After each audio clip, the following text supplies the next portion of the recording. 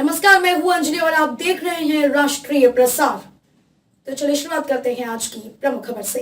प्रदेश भर के साथ आज रेवाड़ी में भी गीता जयंती महोत्सव का आगाज हुआ। रेवाड़ी के बाल भवन में बनाए गए गीतापुरम में आयोजित गीता जयंती महोत्सव की फीके अंदाज में शुरुआत हुई। प्रदेश के सहकारिता मंत्री डॉक्टर बनवारी लाल ने रिबन काट कर कार्यक्रम का शुभारंभ किया, तो वहीं उन्होंने कार्यक्रम के दौरान विभिन्न विभागों द्वारा लाई गई प्रदर्शनियों का अवलोकन भी किया।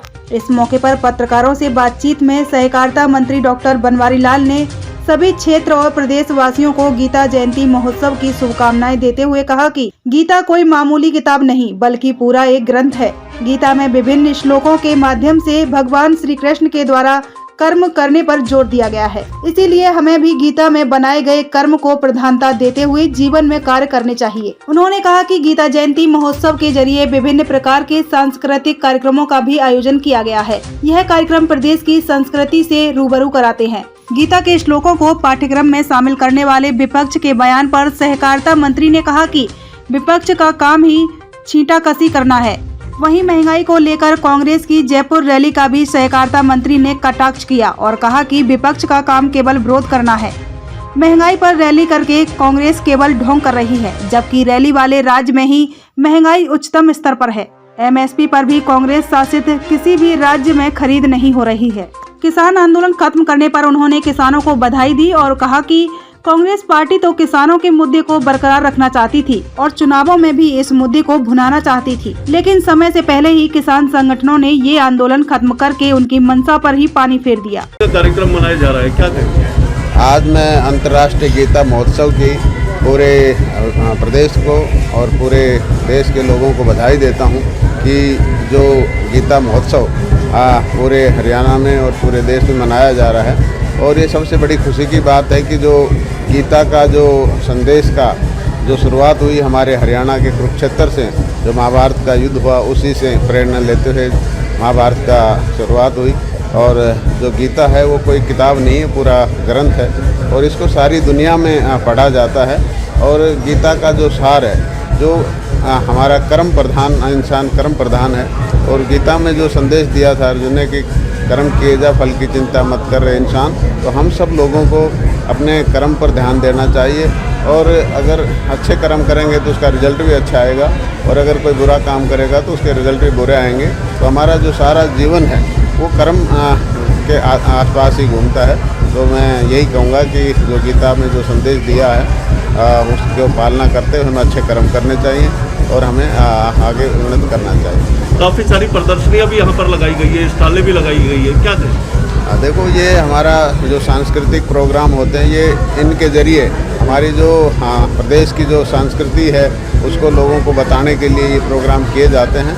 और मैं उन सभी कलाकारों को बधाई देता हूँ जिन्होंने इस प्रतियोगिता में हिस्सा लिया है, इस कार्यक्रम में हिस्सा लिया है, और लोगों को हमारी जो संस्कृति, हरियाणा की जो संस्कृति है उसके बारे में जानकारी देने का काम किया है। तो सब देखकर, जबकि अगर बात कर ले राजस्थान की, तो बिजली पूरे देश में सबसे ज़्यादा वहाँ महंगी है और दूसरी पेट्रोल है वो वहाँ महंगा है। ऐसे में कांग्रेस वहाँ रैली कर रही है, क्या कुछ कहेंगे?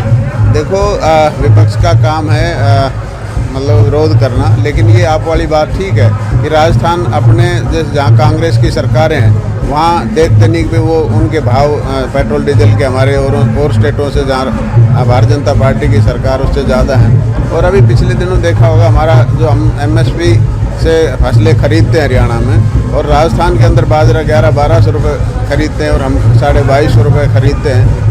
तो उनको एक अपने प्रदेश में ज़्यादा झांकना चाहिए, ना कि दूसरे प्रदेशों की तरफ। तो महंगाई उनके प्रदेशों में जहाँ कांग्रेस की सरकार है वहाँ ज़्यादा है, बल्कि जहाँ हमारे जो बीजेपी की जो सरकार है उसमें पेट्रोल डीजल के भाव सस्ते हैं। एक अगर बात करें, वर्ष से पाठ्यक्रम में गीता श्लोक को ऐड करने की बात कर रहे थे, इसमें विपक्ष कह रहा है कि ये भगवाकरण करने की नीति है, क्या मानते हैं आप? नहीं, देखो, ये जो हमारा जो संस्कृति, हमारे प्रदेश की जो संस्कृति है उसके बारे में हमारे बच्चों को पता होना चाहिए, और इसमें कोई ऐसी राजनीति नहीं है। ये तो विपक्ष तो करता ही रहता है कि विपक्ष वालों का काम यही है। कहीं ना कहीं सिलेबस में लाना बेहद जरूरी है।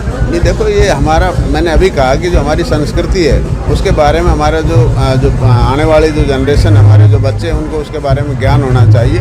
तो ये कोई बुराई नहीं है इसमें। कांग्रेस की आज आंदोलन खत्म हो गया। कांग्रेस के पास जो मुद्दा था वो मुद्दा एक तरह से खत्म होगा, क्या देखते हैं, किस तरह देखते हैं इसको? देखो, सबसे पहले तो मैं किसानों को बधाई देता हूं कि उन्होंने प्रधानमंत्री जी की बात का मान रखते हुए इस आंदोलन को ख़त्म किया है। और जिस तरह से आंदोलन से आम जन परेशान था और जो लोगों के धंधे सब ठप हो रहे थे, तो ये सब अच्छी बात है।